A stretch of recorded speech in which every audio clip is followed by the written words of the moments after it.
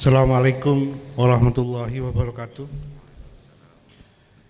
Bismillahirrahmanirrahim.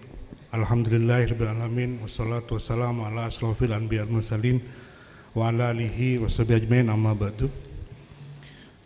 Yang saya hormati, saya muliakan Bapak Dr. Haji Soekarwo SHM, anggota Dewan Pertimbangan Presiden. Alhamdulillah Bapak, saya melihat Bapak kelihatan sehat walafiat. Dan yang khas senyumnya ini kelihatan di sini Pak Dekarwo senyum. Tadi sebelum acara dimulai, Pak Dekarwo kan biasanya kalau Pak D ke kampus minta kopi dan rokok di teras kami, Pak, lantai 5. Tadi dilakukan oleh Pak Anom dan Pak Prof. Hosmat. Yang saya hormati Profesor Dr. Hotman Siahaan. Beliau dosen FISIP UNER, beliau guru kami dari alumni UNER. Yang saya hormati Bapak Dr. Anom Surahno SHMSI sebagai Kepala Badan Penelitian dan Pengembangan Jawa Timur. Dan yang saya hormati Bapak Dr. Himawan Estu Bagio SHMH. Beliau adalah Kepala Dinas Tenaga Kerja dan Transmigrasi Jawa Timur. Beliau dalam perjalanan. Yang saya hormati juga Bapak Ibu dari monggo Pak Himawan. Nggih, matur nuwun. Monggo. Yang saya hormati Bapak Ibu pimpinan Dinas Disnaker Kabupaten, 4 kabupaten, mungkin juga dari Balitbang daerah 4 kabupaten yang hadir, mungkin dari Dinas Pertanian juga yang hadir, dan kebetulan hari ini bersamaan dengan Hari Jadi Bangkalan, jadi Pak Bupati juga mohon izin tidak bisa hadir, beberapa undangan juga karena mengikuti Hari Jadi Bangkalan, serta para pimpinan lingkungan Universitas Tunjungan Madura dan saudara sekalian yang hadir, baik di luring maupun daring yang hadir pada saat ini. Pertama, marilah kita panjatkan puji syukur kehadirat Allah Subhanahu wa taala karena dengan rahmat dan hidayahnya pada siang yang penuh barokah ini kita bisa hadir dalam acara penandatanganan kesepakatan antara Dinas Tenaga Kerja dan Transmigrasi Jawa Timur, Badan Penelitian dan Pengembangan Jawa Timur dengan Universitas Tunjungan Madura, dan dilanjutkan dengan acara dialog terkait dengan ketahanan pangan kita ke depannya. Terima kasih Bapak Ibu sekalian, khususnya kepada Pak Dekarwo, kepada Bapak Dr. Himawan, kepada Bapak Anom Surahno dan Bapak Profesor Dr. Hotman Siahaan dan Bapak Ibu sekalian yang hadir pada acara ini dalam persahabatan ini. Semoga Allah Subhanahu wa taala meridhoi apa yang akan kita laksanakan pada hari ini dan bisa memberikan manfaat dan kontribusi yang baik terhadap masyarakat dan pembangunan ke depan. Dan mohon maaf jika nantinya ada yang kurang berkenan dalam pelaksanaan ini, karena Pak Dekarwo sudah siap di mungkin langsung kita akhiri aja sambutan dari saya. Sekali terima kasih. Ya, mungkin dengan mengucap bismillah lah, karena acara ini akan dimulai dialog dulu karena Pak Dekarwo sibuk. Nanti setelah dialog adalah MOU. Beliau kan juga Gubernur Jawa Timur yang sekarang kan penggantinya. Saya selalu ingat senyum dan komisinya beliau ini, khas. Baik, dengan mengucap bismillahirrahmanirrahim, dialog ketahanan pangan pembangunan Madura berbasis agromaritim dengan resmi saya nyatakan dibuka dan dimulai. Terima kasih. Mohon maaf jika ada yang kurang berkenan. Wallahul muwaffiq ila thoriq. Wassalamualaikum warahmatullahi wabarakatuh.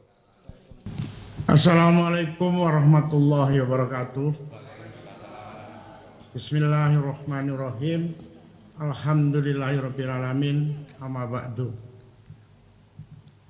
Yang saya hormati Pak Rektor, yang kopinya sangat enak sekali ya. Yang bikin enak itu bukan kopinya tapi suasana di UTM enak. Saya betul yang disampaikan Pak Rektor. Saya kalau ke UTM itu dengan Pak Sarip ini ngopi, dan karena darah tembakau saya harus merokok di Madura.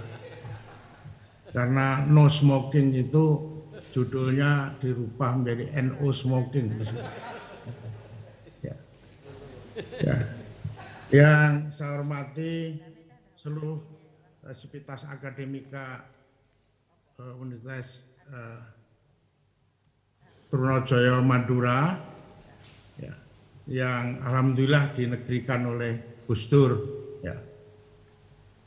Prof. Hotman, ada Pak Imawan, ada Pak Anom, ada 275 partisipan. Saya kira ini satu forum besar, ya, dengan sistem teknologi yang sangat tepat saat ini. Ada satu hal yang sangat menarik karena ini berbicara di perguruan tinggi, ya.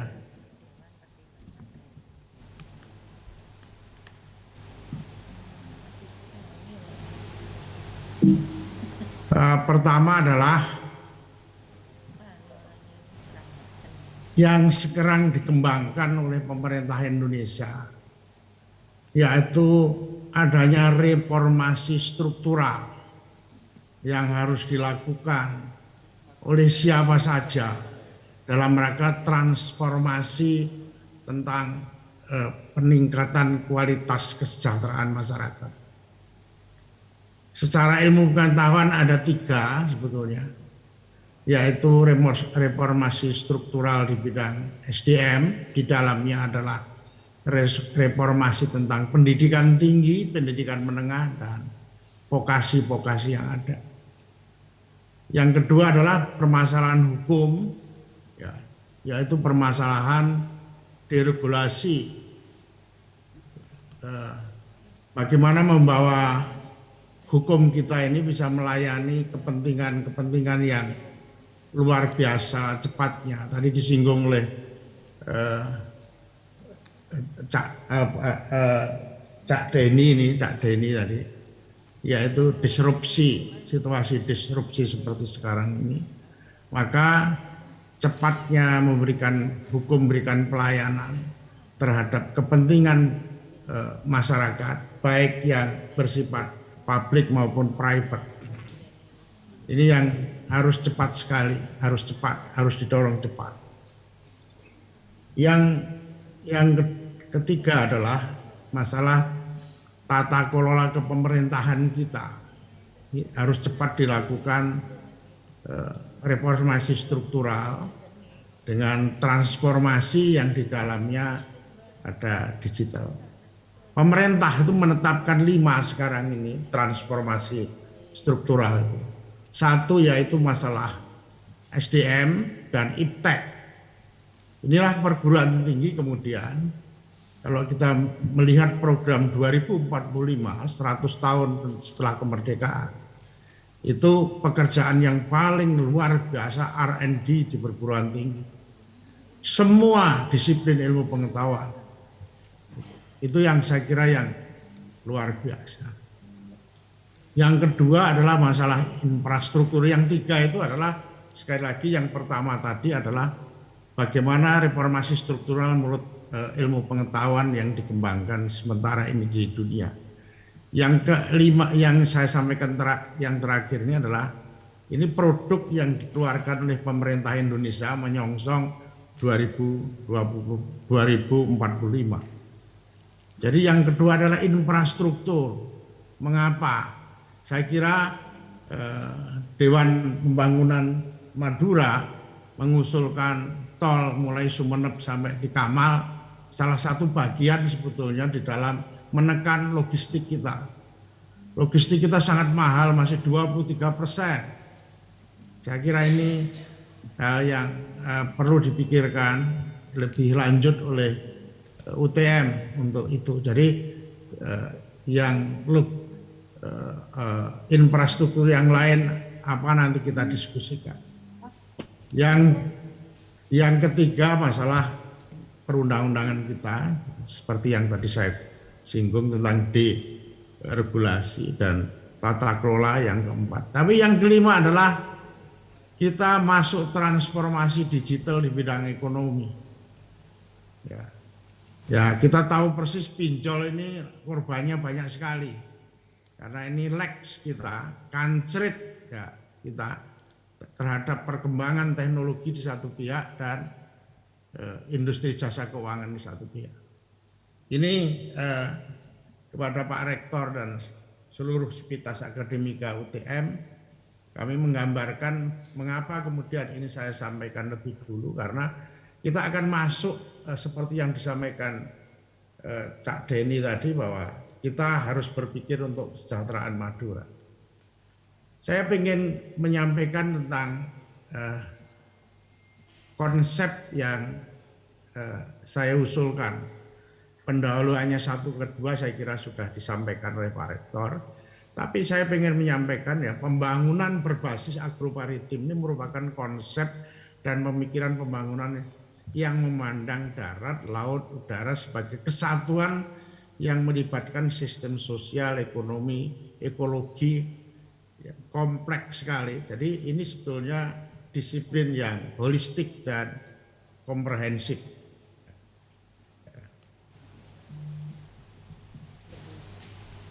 Ini wilayah Madura, ya.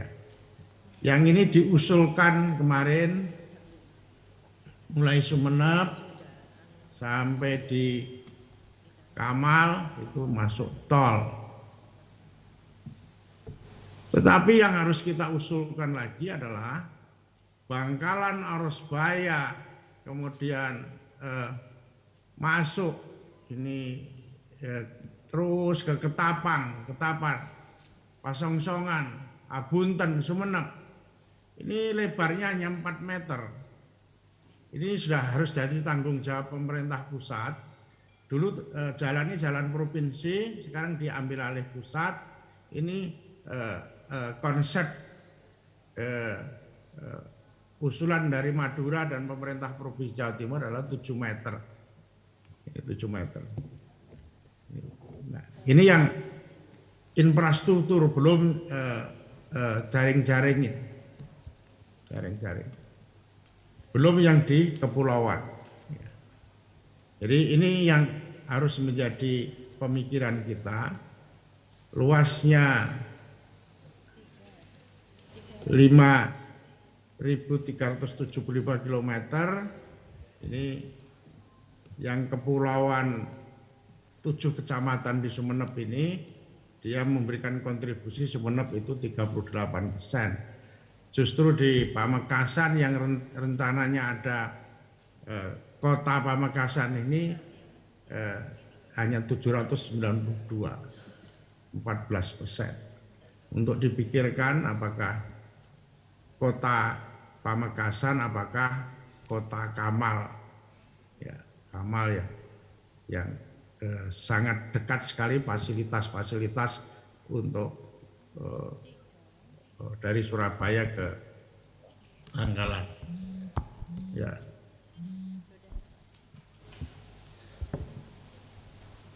Ini pembangunan adalah pembangunan manusia itu sendiri, dan kemudian basisnya adalah bagaimana pendidikan dan kesehatan. Ini kondisi kita. Jadi umur harapan hidup yang di Bangkalan 70, Sampang 67, itu tahun 2019 Sumeneb, tapi rata-rata Jawa Timur 71-70. Ini menyangkut apa? Menyangkut tentang gizi dan pendidikan. Dua hal ini terus basis pembangunan utama kita adalah pendidikan dan kesehatan. Harapan lama sekolah itu yang dikonsepkan oleh Bapedanya, konsepkan oleh pendidikannya, harapan lama sekolah seperti ini. Tapi realitas lama sekolahnya itu masih Bangkalan itu tahun 2020 5 tahun, 95, rata-rata belum lulus SD atau ibtidaiyah. Pamekasan yang sudah 6,69. Ini kondisi kita. Sekali lagi, pendidikanlah satu jalan menempuh di dalam perubahan mindset kita dalam rangka menyongsong pembangunan menjadi lebih sejahtera dengan basis kepada kesehatan dan pendidikan kita. Pengeluaran per kapita ini jadi masih perlu didorong nih rata-rata. Di Jawa Timur lebih tinggi daripada rata-rata nasional. Next. Ini yang menjadikan beban kita sehingga kesehatan kita ada stunting di Madura termasuk tinggi. Ini jumlah penduduk miskinnya masih 204 atau 20%. Masuk 5 daerah yang kemarin kemiskinan ekstrim untuk diurus itu. Ya. Sampang itu 22% paling tinggi, 14% Pamekasan, 20% Sumeneb. Ya, kemarin Sumeneb dengan Bangkalan yang sangat miskin itu kemudian oleh Wapres diurus plus Probolinggo, Lamongan dan kemarin satu Bojonegoro. Next. Ini jadi kemiskinan kita. Laju pertumbuhan ekonomi ini Pak Rektor dan Sivitas Akademika UTM yang paling cepat bisa mendorong itu adalah di pembentukan PDRB adalah di investasi. Bahkan rencana Bappenas itu kalau bisa menjadi 5 besar di dunia, Indonesia itu tahun 2045 investasinya harus dari pembentukan IDB kita adalah sekitar 37 sampai 39%. Kondisi kita masih 20-an lebih, 25, 26. Nah di sini yang kemudian Pak Rektor dan semua yang hadir di investasi kita di Madura masih posisinya rendah. Jadi pengelolaan manajemen untuk memproduktifkan aset kita pada posisi kurang sekali. Jadi aset kita untuk menjadi produktif. Ya. Kita ini pekerja keras, tapi tidak mengelola aset untuk produktif dengan baik. Nah itulah yang kemudian jembatan Suramadu sudah ada sehingga investasi-investasi di tempat-tempat yang disetujui oleh para pengambil keputusan baik pemerintah, ulama maupun perguruan tinggi, 3 pilar ini harus jadi satu. Ya. Jadi faktor tentang ekonomi tumbuh itu masih dikonsumsi kita. Jadi belum berangkat kepada diinvestasi, dikonsumsi. Jawa Timur masih posisi konsumsinya kurang lebih 60%, 59 lebih. Jadi kalau pengen mendorong pertumbuhan lebih baik di Madura, yaitu banyak kemudian social safety net, jadi program-program untuk menolong masyarakat kerja-kerja padat karya harus dilakukan. Penggunaan terhadap APBD-DES juga harus lari ke sana. Karena ini posisinya masih konsumsi. Yang didorong di dalam supply-nya, kalau demand-nya di posisi konsumsi, tapi supply-nya adalah UMKM-nya, usaha mikronya. Dua hal ini yang di Madura dan di Jawa Timur yang harus didorong adalah bagaimana mendorong permintaan itu menjadi bagus, bagaimana mendorong kemudian posisi supply-nya dari produksinya itu di UMKM. sesuai dengan keterampilan. Nah, pendampingan terhadap UMKM sangat serius ya.